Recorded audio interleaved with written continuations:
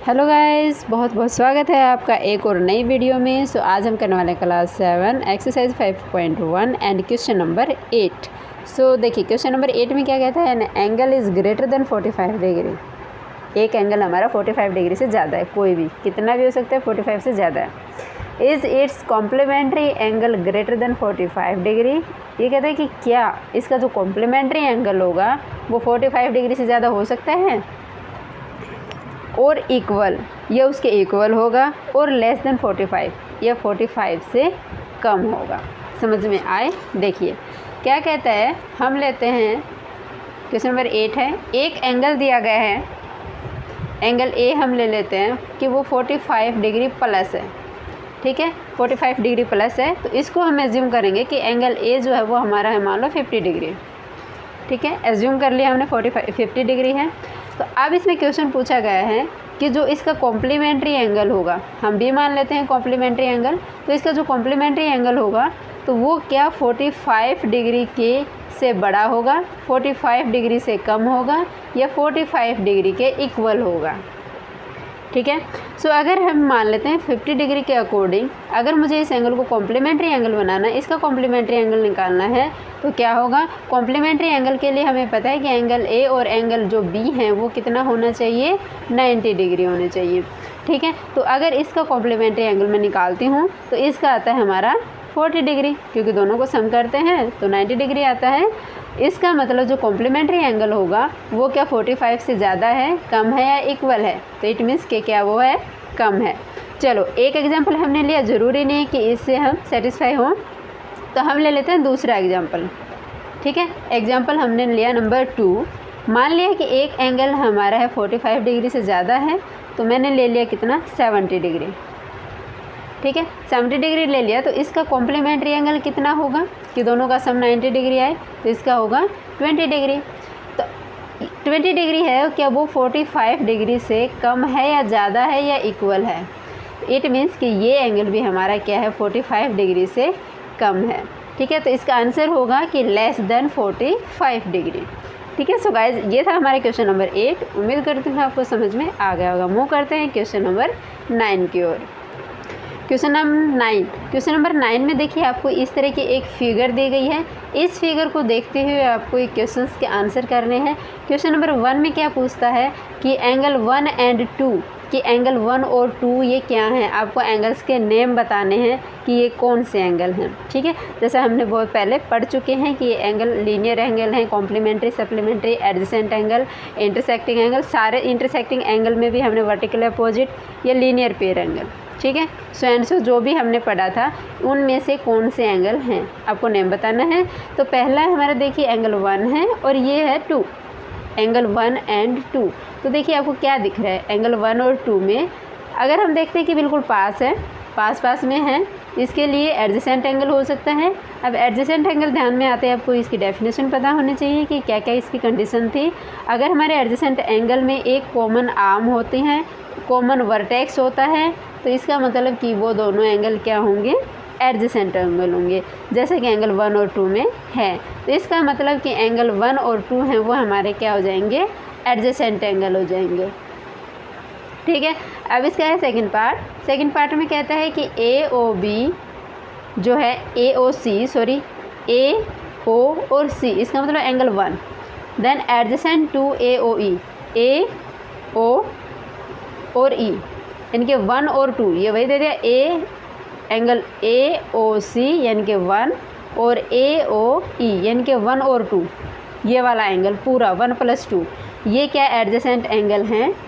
नहीं, ये दोनों एडजेसेंट एंगल नहीं हैं, बल्कि एंगल 1 और एंगल 2 जो हैं वो एडजेसेंट एंगल हैं, ना कि एंगल 1 और एंगल एडजेसेंट बताया किसके, एंगल 1 + एंगल 2 के। तो क्या ये एंगल हमें एडजेसेंट लिख रहे हैं? नहीं, तो ये दोनों एडजेसेंट एंगल नहीं है, तो इसका आंसर हो जाएगा 9।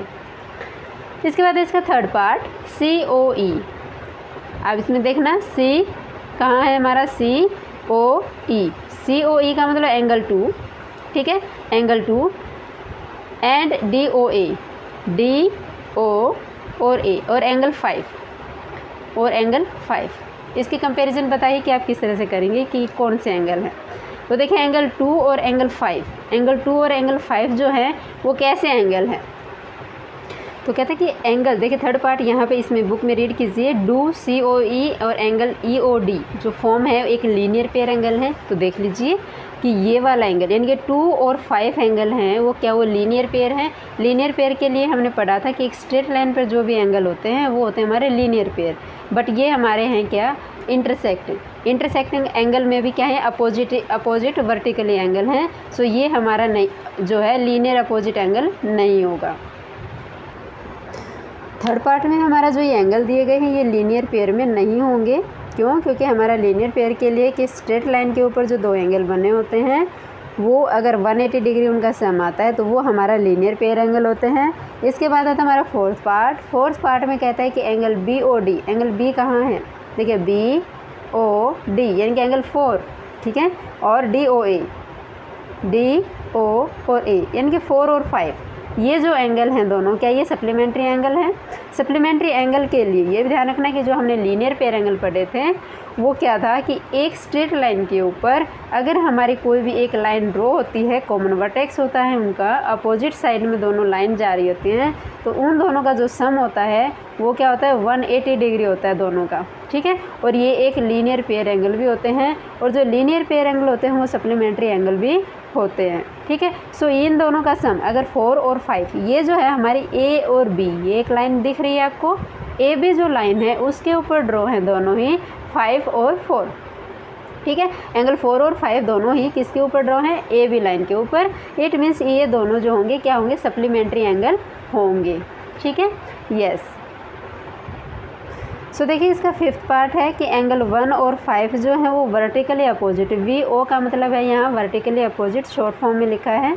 तो क्या एंगल 1 और 5 वर्टिकली अपोजिट एंगल हैं। सो देखिए फिगर में देखिए 1 और 5 कहाँ हैं, 1 और 5 ये हमारे दोनों क्या हैं, लीनियर एंगल भी हैं, एडजेसेंट एंगल भी हैं, बट ये हमारे वर्टिकली अपोजिट एंगल नहीं है। क्यों? क्योंकि वर्टिकली अपोजिट एंगल की डेफिनेशन क्या कहती है कि अगर हमारी दो लाइन इंटरसेक्ट करती हैं उन दोनों के आमने सामने के जो एंगल होते हैं वो हमारे वर्टिकली अपोजिट एंगल होते हैं जो कि इक्वल होते हैं। बट यहाँ 1 और 5 जो हैं हमें कहीं से भी क्या वर्टिकली अपोजिट यानी कि सेम नहीं दिखाई दे रहे, इसलिए एंगल 1 एंड 5 जो वर्टिकली अपोजिट एंगल नहीं होंगे। So answer is no.